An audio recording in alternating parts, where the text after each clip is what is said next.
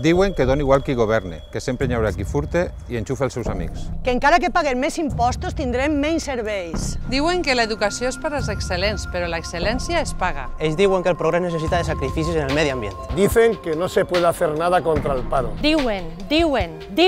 Dicen que los niños y los jóvenes de la Coma están marcados por la pobreza y la marginalidad. Que el ayuntamiento no puede hacer nada para parar los desahucios. Dicen que somos un pueblo desarraigado, despersonalizado y desigual. Que por culpa de la crisis nuestras calles están muy sucias. Mienten. Diuen que qui vulga cultura, que se la pague. Que no podem evitar l'exili de la joventut. Que tu no pots fer res, que ells són els experts. Mentixen. Mienten. No diuen la veritat. ¡Mienten!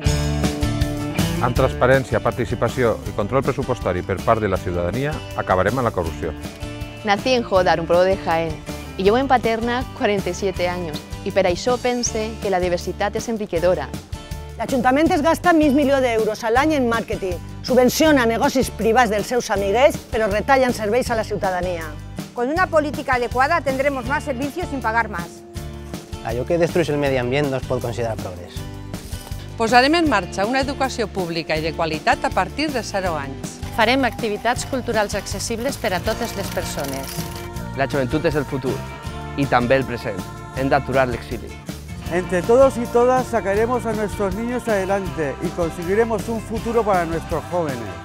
Apoyaremos la dación en pago y mediaremos para evitar que tiren a las personas de sus casas.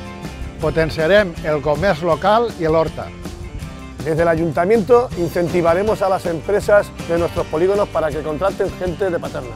Entre tots farem possible el canvi a Paterna. Obrirem les institucions a la participació ciutadana, perquè sou Paterna, som Paterna. Construirem junts un nou futur.